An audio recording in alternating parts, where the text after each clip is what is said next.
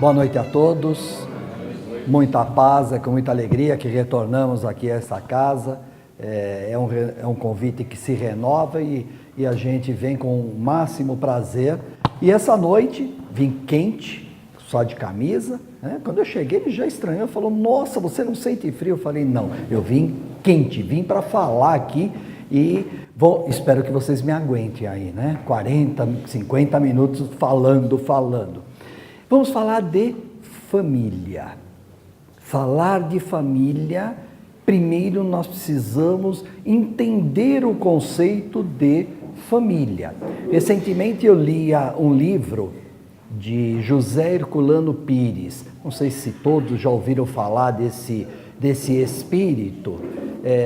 Já desencarnou Herculano Pires, mas ele deixou aqui para nós inúmeros livros que vale a pena quem gosta de ler, quem gosta de buscar conhecimento. Herculano Pires é uma boa leitura. Lógico, nunca descartando os livros básicos da doutrina. Eu sempre recomendo, quer ler um livro de fulano, ciclano ou beltrano? É ótimo.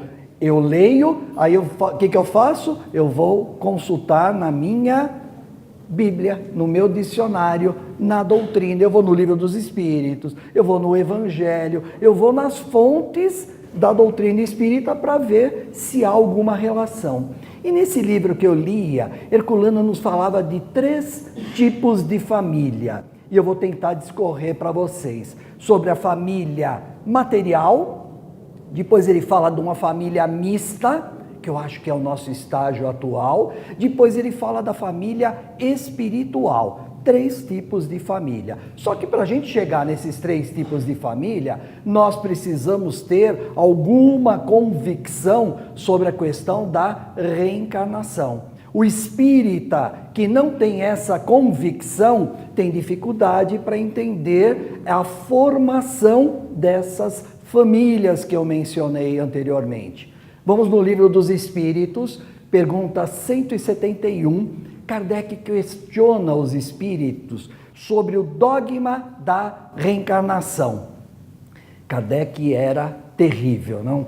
Olha o que ele coloca na pergunta: dogma da reencarnação. É uma pergunta estranha para nós espíritas. Nós, espíritas, não temos dogmas. Por que Kardec usou a terminologia dogma da reencarnação? Então nós vamos primeiro buscar entender a pergunta, para depois ir buscar a resposta que os espíritos deram. A pergunta dele, ele coloca dogma e nós não somos dogmáticos. Muito bem. Dogma, qual o sentido que ele está dando? Há 2 sentidos para as palavras. Ela pode ser uma palavra de cunho religioso ou de cunho filosófico. Se eu olhar sobre o aspecto religioso, eu diria: Allan Kardec se equivocou. Como que ele coloca um termo dogma, se dogma é o dogma da fé, é o dogma das religiões? Nós não somos dogmáticos. Se eu tirar a questão da religião e olhar sobre o aspecto filosófico, aí eu entendo, é um dogma de razão.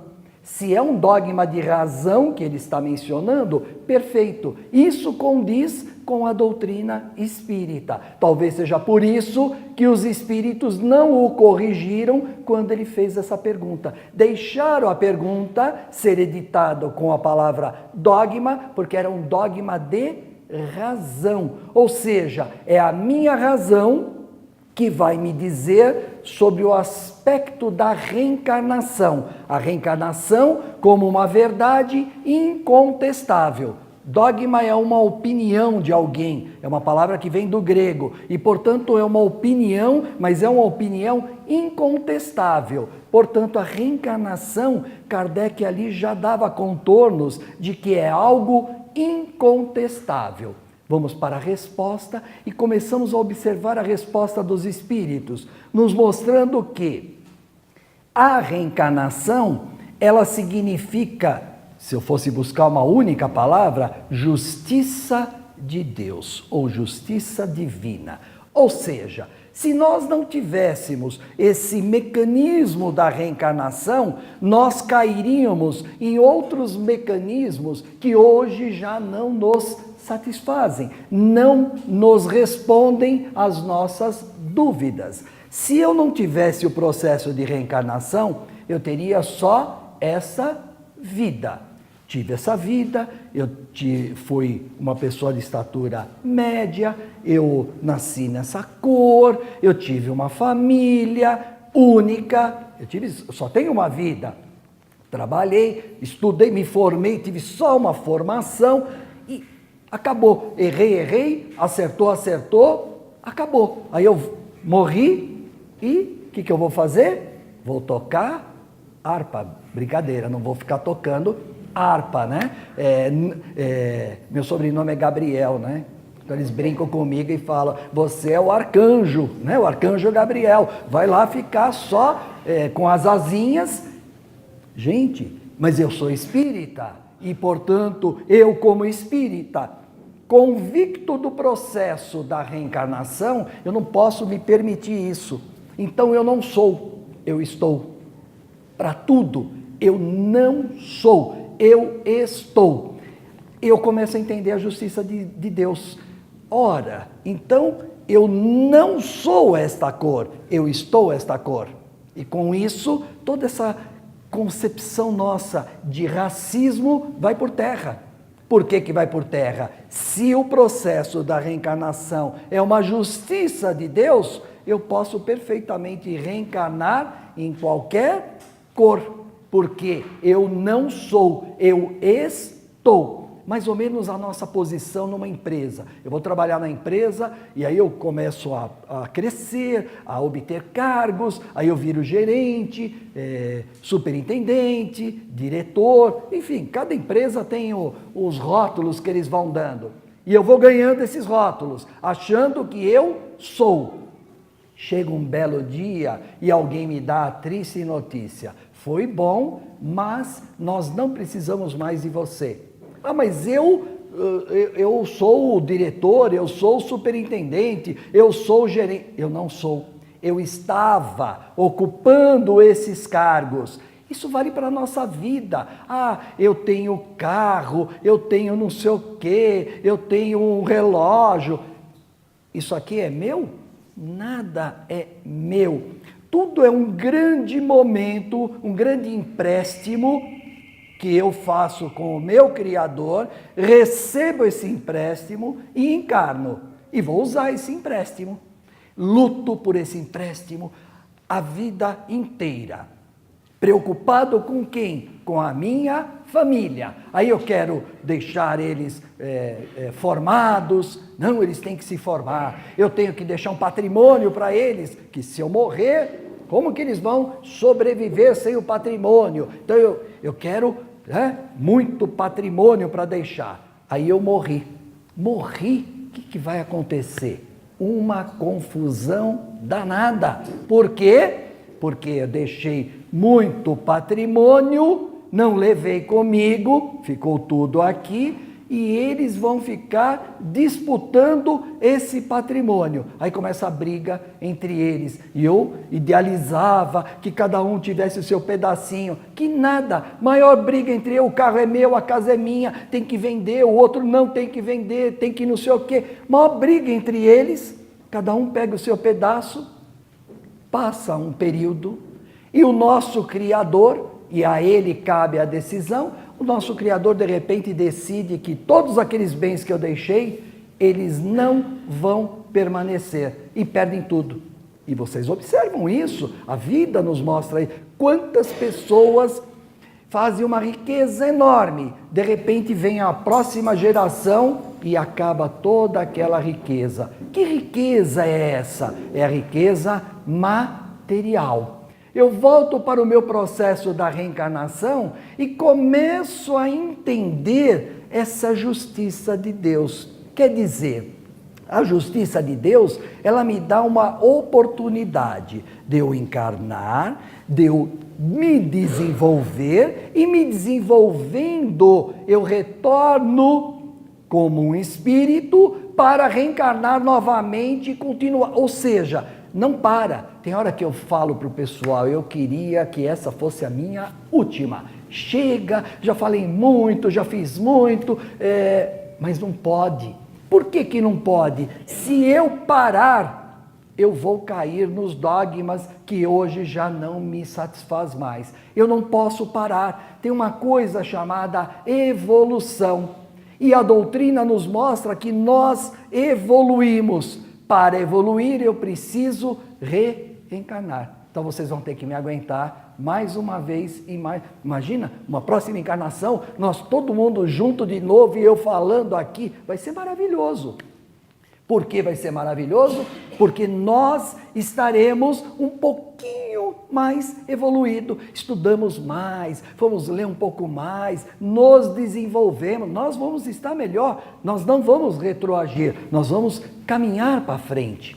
Deus, o nosso Criador, Ele nos cria simples e ignorante. Esse é o nosso ponto de partida. O que significa isso? Simples e ignorante. Simples, sobre o ponto de vista moral, porque moralmente eu ainda sou simples, eu não cometi nenhum erro, eu sou simples, eu comecei a minha caminhada. Eu sou ignorante por quê? Porque eu não tenho conhecimento, eu preciso desenvolver o meu conhecimento. Assim começa o espírito a sua caminhada e a sua trajetória.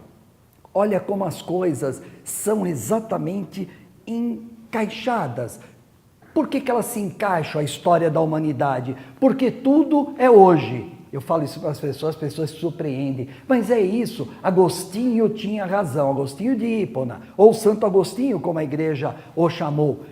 Ele tinha razão quando ele dizia que tudo é presente. Tem um livro dele chamado Confissões, que é ele se confessando para com Deus. Então, por isso, Confissões. É a primeira autobiografia de alguém. Então, ele escreve contando a vida dele. E nessa Confissões, ele diz que tudo é presente. Realmente tudo é presente. Se vocês, nesse momento, eu pedir para vocês, pensem em qualquer coisa que aconteceu ontem, anteontem, a gente vai pensar no presente. Não é agora que nós estamos pensando? Então, o passado virou presente.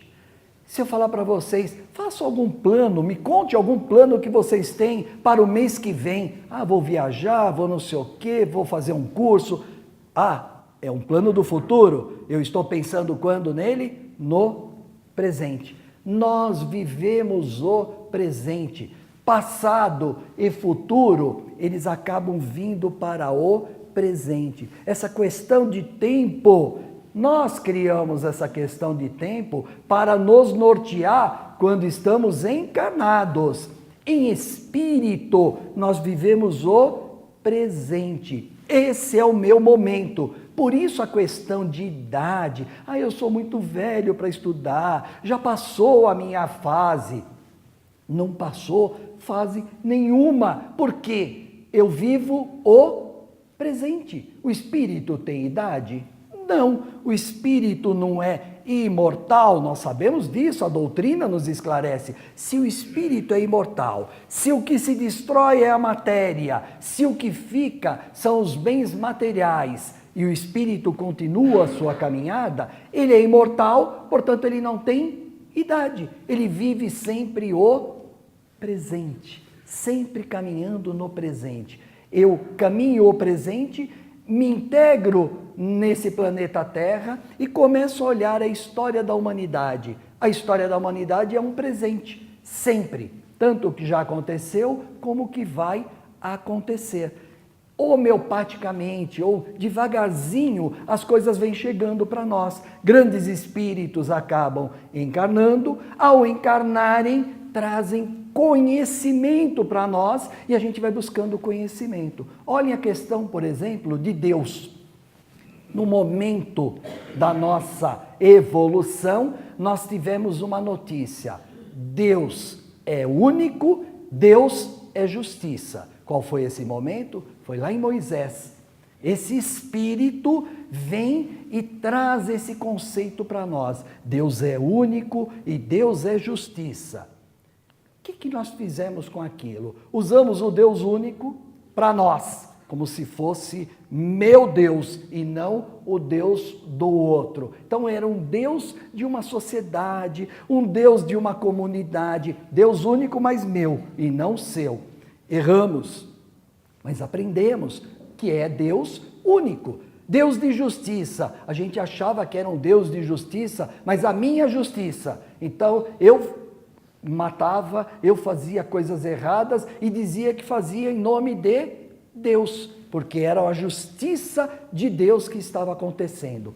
Esse era o nosso conceito, era o que a gente podia aprender. Passou um períodozinho e aí a gente recebe outra notícia. Deus é amor, Deus é perdão.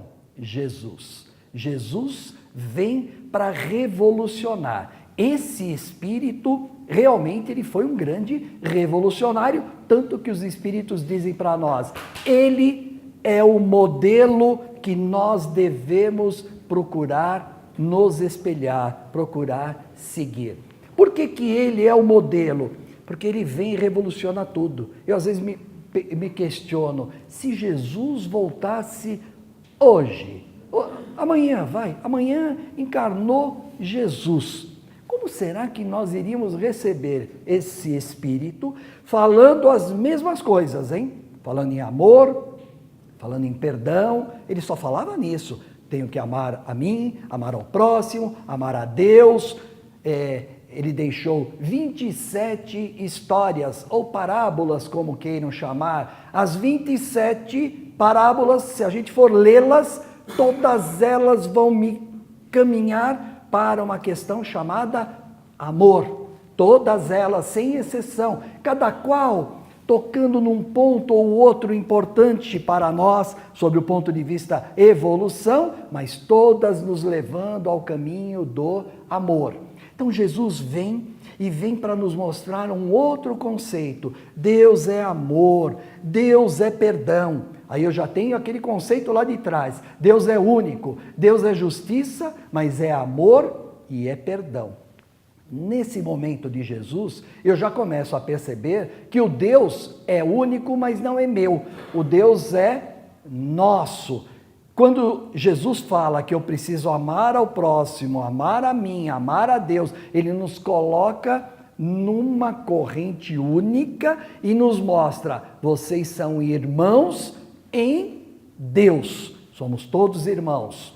Ora, olha as colocações revolucionárias, por isso que mataram ele, era muita coisa para aquele momento.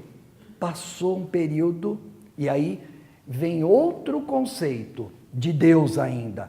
Deus é causa de tudo, é a primeira causa de tudo. Deus é inteligência suprema. Nossa, mais conceitos. Deus é a causa, ou seja, tudo que existe é efeito de Deus, porque Ele é a causa de tudo.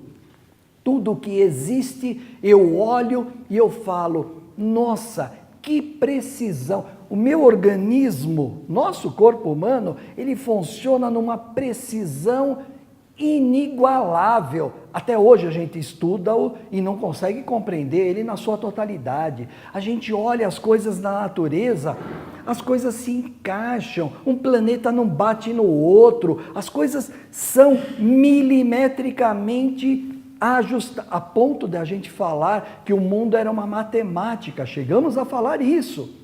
Mas, na realidade, o que é tudo isso? É a inteligência suprema que coordena tudo. Por isso que tudo é perfeito, tudo funciona num sincronismo sem igual.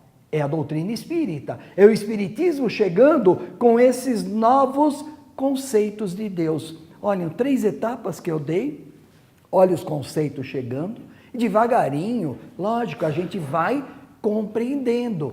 Já compreendemos a reencarnação, sabemos que nós não somos pecadores, seria bom se eu fosse pecador, e se aquele homem chamado Jesus tivesse morrido por mim, feito tudo por mim, e eu estaria tranquilo, o problema é dele, ele que foi lá, que morreu, ele pagou os meus pecados. Não, a reencarnação me mostra que eu preciso me desenvolver. A reencarnação me mostra que quando Deus criou aquele espírito simples e ignorante, aquele espírito simples e ignorante encarnou e começou a sua jornada de evolução. Ele tem toda, a gente chama de potencialidades para ficar fácil para entender, ele tem todas as potencialidades, nós temos todas as potencialidades a desenvolver. Cabe a quem desenvolver? Jesus vai desenvolver por mim? Não. Jesus é referência, Jesus é exemplo, Jesus é algo que eu devo perseguir, mas eu tenho que caminhar, eu tenho que perseguir. Eu não fui criado pronto e acabado. Se nós fôssemos criados prontos e acabados, não precisaria ter várias reencarnações. Uma encarnação, eu estou pronto e acabado e acabou. Não, eu não fui criado dessa forma. Daí a gente brincar e dizer, nós não somos máquinas, claro. Mas eu fui criado com todas as potências necessárias ao meu desenvolvimento. Todos nós. Por isso nós somos o quê? Irmãos em Deus. Eu não tenho nada a mais que o próximo não tenha. Nós temos as mesmas coisas. E aí nos iguala, aí nos coloca na mesma condição. Somos diferentes sobre o aspecto material, mas em espírito somos exatamente iguais. Aquele que me ofendeu, ou aquele que eu ofendi, aquele que me magoou, ou aquele que eu magoei, aquele que eu tirei a vida, ou aquele que me tirou a vida numa outra encarnação, somos todos irmãos. Olha que coisa, mas ele é tão ruim, ele é tão mau, ele é meu irmão. Nós fazemos parte dessa família, a família espiritual. Somos irmãos. Esse conceito de somos irmãos, se a gente se lembrar disso todos os dias, aliás, é uma recomendação de Agostinho, está no Livro dos Espíritos e ele assina. Ele recomenda toda noite, antes de deitar, ao invés de a gente ficar pensando o que eu fiz de coisa certa, não, ele recomenda aonde eu posso melhorar-me, aonde eu falhei para com o meu próximo, está no Livro dos Espíritos isso. Pergunta 656, se eu não estiver enganado. Se eu estiver enganado, ótimo, vocês vão lá e vão achar o número da questão. Mas ele responde, é longa a resposta dele, porque ele vai contar quando ele esteve aqui encarnado, como que ele fazia para tentar melhorar-se. É fenomenal. Se a gente pudesse fazer um pouquinho disso antes de deitar, dar uma questionada comigo mesmo, né? Pensar comigo, poxa, onde que eu podia melhorar? Eu não precisava ter feito algumas coisas. No dia seguinte, certamente eu vou melhorar. No dia seguinte eu vou melhorar e assim sucessivamente. É fenomenal. Voltando todo esse preâmbulo, falei de reencarnação, Deus, a história, ótimo. Vamos voltar para a nossa família. Família material. Família material é a primeira família. A primeira família é o início da minha caminhada como um espírito simples e ignorante. Eu comecei a minha jornada, ao iniciar a minha jornada, eu não sou máquina, eu tenho potências e eu vou exercê-la. Ao exercer, eu caio no que eu chamo de dialética. O que é dialética? Dialética são dois opostos que me conduz a uma síntese. Esses dois opostos, o que é? É o acertar e o errar. A gente pode chamar de bem e mal, tanto faz. Eu erro, eu acerto. Eu erro, eu acerto. Quando eu acerto, o que significa para mim? Significa que eu acertei segundo as leis de Deus. Nós somos regidos, essas potências que eu falo, são as leis de Deus que está em cada um de nós e que precisam ser colocadas em prática. Como Jesus fez, ele colocou em prática todas as leis de Deus. Nós precisamos colocá-la. Eu não coloco, eu erro. Quando eu erro, é porque eu não exerci a lei de Deus. mas significa que ela foi embora? Não, ela continua comigo, ela está em mim, ela está em cada um de vocês, ela precisa ser trabalhada. Nós precisamos aprender a trabalhar o nosso espírito. Eu posso receber uma orientação, eu posso receber uma informação, eu posso receber uma palestra, inúmeras coisas, mas quem tem que caminhar sou eu. Eu é que preciso, porque nós vamos sair daqui, vamos para a rua, e lá na rua nós vamos ter trânsito, nós vamos ter fila, nós vamos ter o desemprego, nós vamos ter o problema de saúde, nós estamos num país grande, numa metrópole grande. São Paulo, nós encarnamos em São Paulo, estamos vivendo em São Paulo, então São Paulo tem metrô, né? Tem metrô, tem as suas vantagens. Horário de pico, você não precisa saber andar, eles andam por você, você se posiciona, eles te empurram, só que você tem que ficar relativamente preparado para não entrar por uma porta e sair pela outra. Esse é o preço que eu pago por viver numa grande metrópole. Esse preço significa o que para mim? Significa oportunidade. Eu não vou brigar, eu não vou perder a minha conduta sobre a regência das leis divinas ou leis morais. Eu não vou perdê-la, eu não posso me permitir perder. Se eu me permitir perder, significa que eu errei. É assim que a gente caminha, a gente erra, acerta. Depois, erra, acerta. Depois, perceberam? Vai aumentando os erros, erra, acerta. É um acerto e 3 erros, um acerto, 4 erros. É assim que a gente caminha. Quando a gente experimentou o erro,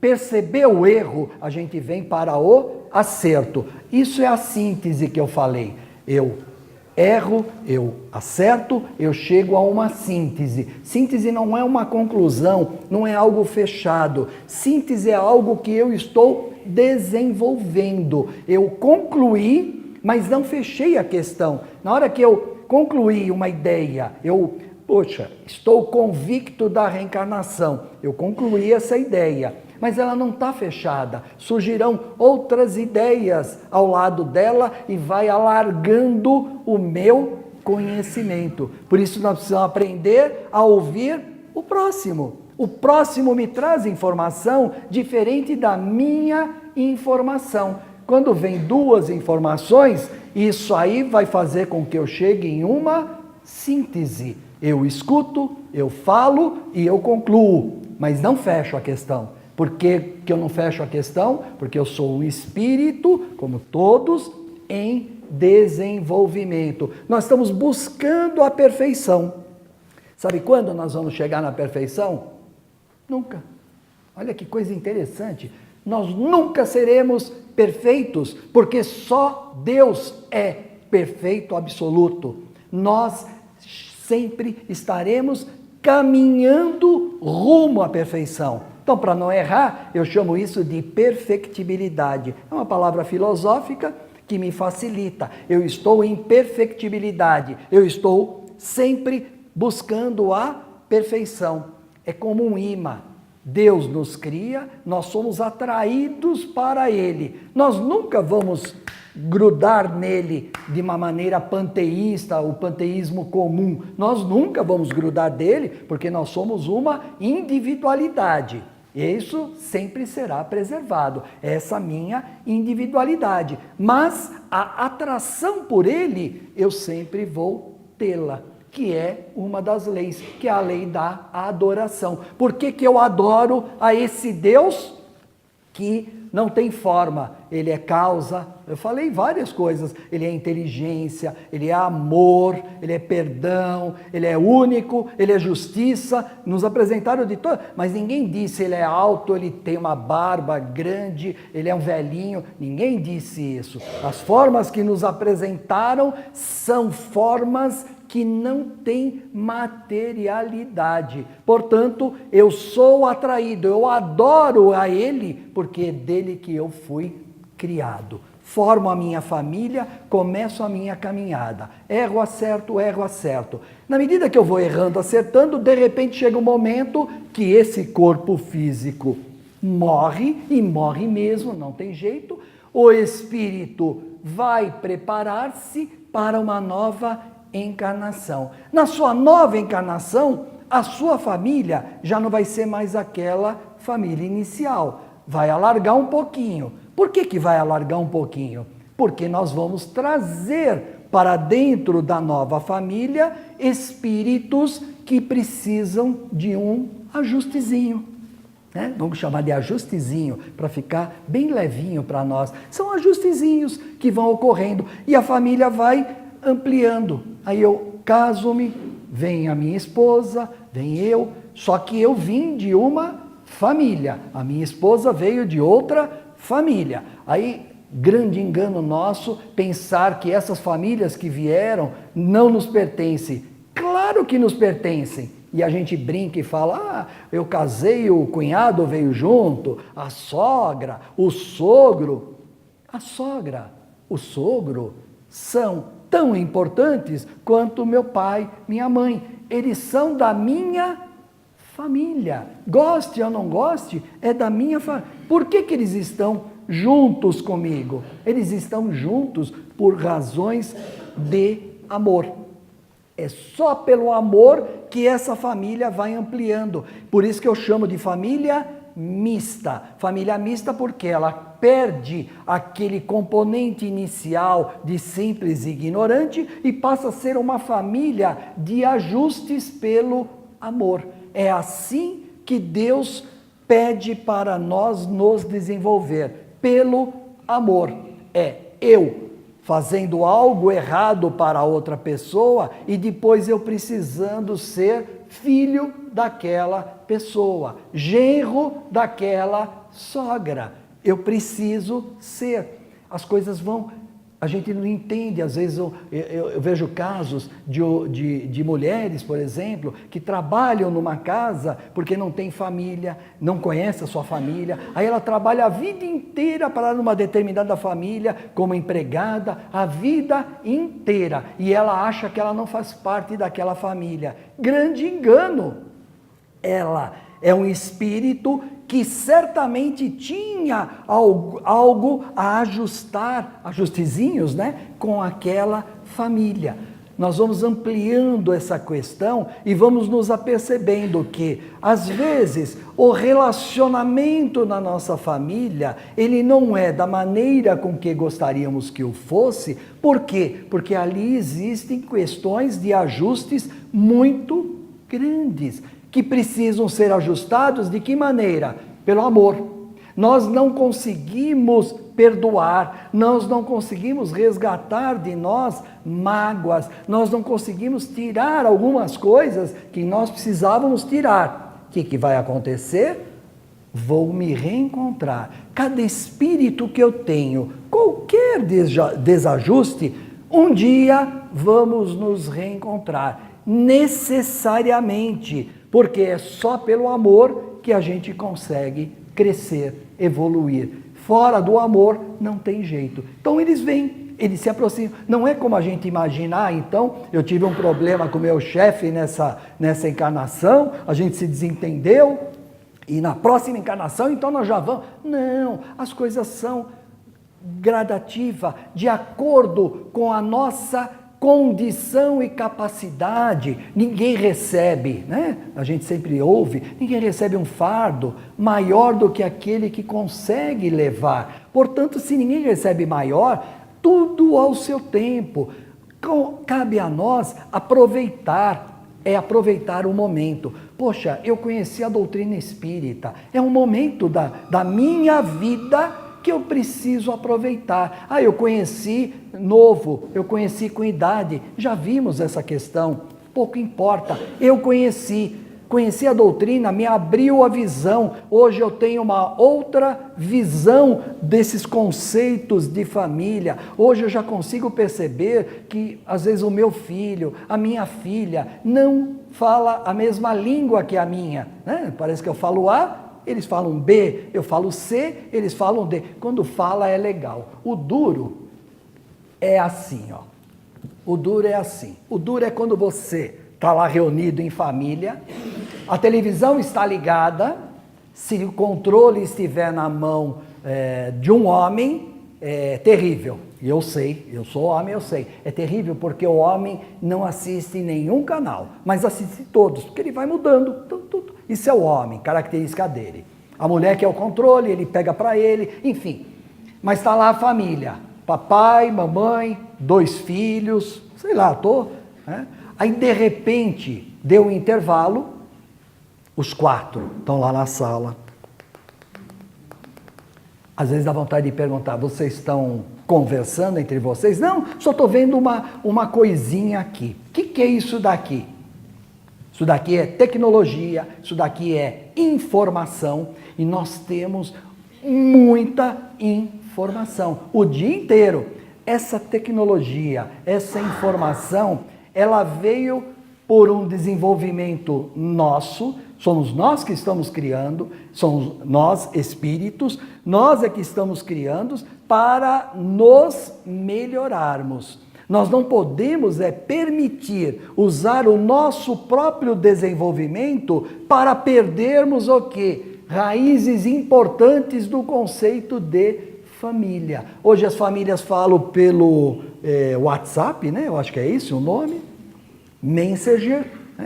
Eu vou aprender tudo isso, eles me ensinam, e tal, e não sei o quê, e falam por ali e não falam na sala, na mesa de jantar, na mesa do almoço. Nós estamos perdendo essas raízes, e perder essas raízes é perder a oportunidade. Na medida que eu fico falando pelo WhatsApp, que é importante, mas eu deveria usá-lo para outros fins e não para a finalidade educacional, moral, que é o objetivo maior, eu estou perdendo oportunidade. Aquele conceito que a gente sempre ouvia falar, a família tinha que se reunir, nem que fosse uma vez por semana, todos juntos para almoçar, isso ainda, isso não é mais, não está mais em moda, cada um come a hora que quer. Está errado. Isso quando não reúne na mesa e, de novo, o mesmo processo. É o mesmo processo. Eu sei. Prato está aqui, do lado o aparelhinho, né? E de vez em quando toca, lá tem os sinais, né? Aí dá uma olhada, um garfo, uma olhada, outro... Gente, estamos perdendo oportunidade de conversar. Nós estamos esquecendo de conversar entre nós e estamos focados na tecnologia que veio para nos ajudar. Nós temos tanta informação durante o dia que chega à noite, eu não preciso de informação nenhuma, eu já recebi tudo durante o dia. Tudo, exatamente tudo. As mensagens vão chegando nos aparelhos, é internet, é isso, é aquilo. Quando chega à noite, hoje a televisão passou a ser o noticiário em si, o segundo plano, porque tudo que vai noticiar na televisão, eu já recebi a informação durante o dia, uma velocidade enorme. Nós somos capazes hoje de saber o que está acontecendo lá do outro lado do planeta. Chega na hora essa informação, é no Japão, é na Coreia, a informação vem, O que nós precisamos aprender? A usar essa informação ao nosso favor. Aprender o que o outro lado do planeta está tendo de bom e trazer para cá essa coisa boa. Trocar coisas boas é importante, não a informação por si só. O jornal então nem se fala, porque o jornal ele vai editar tudo o que aconteceu hoje, vai estar nas bancas no dia seguinte, acabou. Quando você vai lá na banca, você já teve a informação durante o dia, o jornal, a televisiva à noite e acabou. O rádio, enfim. Nós temos muita tecnologia e estamos esquecendo da nossa família. Ao esquecer da nossa família, vai passando, nós vamos morrendo, e é natural, eu vou reencarnar, para poder reencarnar, eu preciso morrer. Então, morte e vida, elas estão muito próximas. Eu morri, eu vou nascer, eu vou reencarnar. Eu encarnei, eu vou morrer. São coisas que vão se sucedendo, é um ciclo, uma coisa acontece com a outra. Nasce, morre, morreu, vai nascer, nasceu, vai morrer, e assim sucessivamente. Então, se eu sei desse mecanismo, hoje a doutrina me esclarece, cabe a mim usar esse mecanismo a meu favor. Cada minuto é importante. Eu tenho que viver o minuto família como se fosse um minuto único. E pode ser único. Eu posso sair daqui e morrer. Eu posso não retornar para o meu lar hoje. Aonde está escrito que eu não posso? Em lugar nenhum. Então as coisas podem acontecer. E eu sabendo que pode acontecer, eu não posso abrir mão do diálogo. O diálogo é fundamental. Conversar com o filho, conversar com a esposa, conversar com o marido, conversar com o sogro, conversar com a sogra, com o cunhado. Nós precisamos aprender a conversar, a dialogar. Aprender que se eu não conseguir tirar uma mágoa, perdoar, se eu não conseguir tirar aquilo ali da minha frente, aquilo ali amanhã vai ser um encontro marcado. Não tenha dúvida. Por que vai ser? Pela justiça de Deus. A justiça de Deus vai fazer com que nós nos reencontremos e ao nos reencontrarmos, o amor vai ajustar. Não é olho por olho, dente por dente. Ele fez errado, eu vou fazer. Ele me bateu, eu vou bater. Ele jogou uma pedra, eu vou jogar uma pedra. Não. O ajuste se dá pelo amor. E na hora que se dá pelo amor, felizmente a gente encarna e não sabe que espírito está do meu lado. Isso é uma bênção tão grande que eu pego aquele espírito no colo, como filho, como filha, eu embalo, eu coloco para dormir, eu alimento, eu ensino a andar. Olha quanta... Eu não sei quem é aquele espírito. E eu estou dando o quê? Amor, dando carinho. Eu estou dando o meu melhor, né? Aquele espírito vai crescer, pode fazer o que for de errado, né? Ele cometeu coisas terríveis segundo a lei humana, ele está preso, tá bom, pergunta para a mãe se a mãe não o perdoou. Claro que perdoou. Aí você vai perguntar para a mãe, mas mamãe, como que você perdoou se o seu filho está preso? Como que você conseguiu? Ela responde rapidamente, eu sou mãe. Apenas isso, eu sou mãe. Por isso, família. Por isso, o processo de família. Para que a gente, se eu não perdoei, se eu não orientei corretamente, eu vou ter oportunidade na família. É na família que eu tenho a oportunidade. O que acontece fora da família são coisas normais do dia a dia nosso. Mas a grande oportunidade é dentro do meu lar, é com a minha família. A família, ela cresce, ela expande, às vezes ela nos engana, eu olho para minha esposa hoje e falo, poxa, a casa ficou grande. A casa ficou grande, mas a casa é material, a família não diminuiu. Não é porque os filhos partiram, constituíram as suas famílias e vieram os netos, né?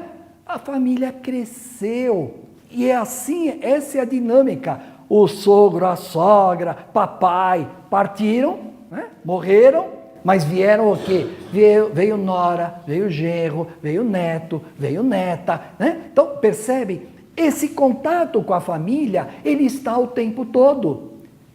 Meu pai, a minha sogra, agora eles foram para a espiritualidade, né? Eu escuto essas coisas, e não faz mais parte da minha família. Imagina que engano, está conosco o tempo todo. Apenas não está encarnado, mas está conosco, continua fazendo parte da família. Não percam isso de referência. Imagina, porque já morreu, eu vou falar isso, falar aquilo. Imagina o espírito escutando ou presenciando essas coisas. Ele não vai presenciar. Engano. A família, ela continua e permanece. Grande parte da minha família está em espírito apenas, sem o corpo. E grande parte da minha família está com o corpo físico. Só isso. A nossa diferença é matéria. Só isso. Nós deixamos de estar junto? Nunca. A minha família, ela é tão grande como a de vocês, que nós não conseguimos estar mais todos ao mesmo tempo encarnados. A gente não consegue. Tão grande que ela é. Começa pequenininha, simples, ignorante e vai crescendo. Vai crescendo porque eu fiz uma coisa errada, eu magoei, eu matei, eu mandei o cara embora, ou eu fui demitido, eu não gostei, eu xinguei, eu não sei o quê. Na medida que vai todos esses acidentes de percurso ocorrendo, a família vai aumentando, e vai aumentando cada vez mais. Então é a tal família mista. O objetivo nosso é um dia podemos dizer, nós somos da grande família espiritual. Esse é o convite de Jesus. Tem uma passagem dele, que ele estava, como sempre, falando, pregando, né, o amor, pregando o perdão, e é anunciado que a mãe dele, os irmãos dele, estavam fora da casa que ele estava. Vocês devem lembrar dessa passagem. É anunciado e perguntam para ele, né, se ele permitia que eles entrassem. Ele fala, mas quem é minha mãe? Quem são meus irmãos? Muitas vezes a gente ouve essa, se eu parasse aqui, eu ouviria, falaria, poxa, que espírito cruel, renegar a própria mãe, renegar os irmãos. Não, Jesus continua, ele aproveita todo o momento, toda a situação para nos dar o quê? Um exemplo, para nos passar conhecimento. Aí ele diz, todo aquele que age de acordo com as leis do Pai, ou de Deus, ou divinas, todo aquele que age de acordo com as leis do nosso Criador, é minha mãe, são meus irmãos. O que ele fez naquele momento? Naquele momento ele fez, eu estou apresentando a todos vocês a família espiritual. Esse é o nosso objetivo, de um dia podermos dizer, fazemos parte da grande família espiritual. Passamos pela família material, depois mista, que somos nós hoje, famílias mistas, já não tem mais espíritos simples e ignorantes começando, todos nós somos mistos, todos nós temos dificuldades, ajustes dentro do lar, todos nós temos aquele filho mais difícil, aquela nora mais difícil, todos, sem exceção, mesmo aquele que a gente acha que não tenha, ele tem. Não se engane pela aparência material. A aparência material para nós espíritas não representa nada. Em espírito, todos os lares estão juntos porque precisam estar juntos. Nós estamos com os espíritos certos, no momento certo e na hora certa. Não tem fatalidade, não existe acaso. Fatalidade, acaso, o próprio processo da reencarnação, ele tirou isso de nós e nos colocou na seguinte condição: existe sim um objetivo para os espíritos. Qual é o nosso objetivo? Jesus, ele é o nosso objetivo. Ele nós não poderíamos perder como referência. Nós precisaríamos aprender a usar ele como referência e o momento de família. Acho que talvez está faltando nós falarmos mais em Deus. Será que nós já explicamos para os nossos filhos o que é Deus? Ou nós estamos mais preocupados se eles vão se formar médico, dentista, advogado, engenheiro? O que nós estamos preocupados? Se ele tem o conceito de Jesus e dos seus ensinamentos, ou se ele vai ter uma profissão que vai gerar recursos para ele e muitos ganhos. Não esqueçam, matéria é empréstimo. Tudo que é material é um grande empréstimo, nada nos pertence, tudo é aprendizado. Passou aquele momento, ficou. Se alguém conseguir levar qualquer coisa material, me ensinem, que eu vou tentar ver se eu consigo levar comigo. Não vou conseguir. Vou levar comigo o quê? Levar esse bom momento. Isso é uma coisa importante para nós. Vivemos aqui 50 minutos de um grande momento. Trocamos energia, vibramos o quê? Amor um para com o outro. Eu fui o maior beneficiado, porque todos vocês voltaram a atenção para mim e eu, portanto, saio daqui beneficiado em receber o carinho, o amor. Vocês passaram isso para mim. Isso que vocês me passaram, eu diria, passem para as suas famílias. Muita paz a todos. Obrigado pela atenção.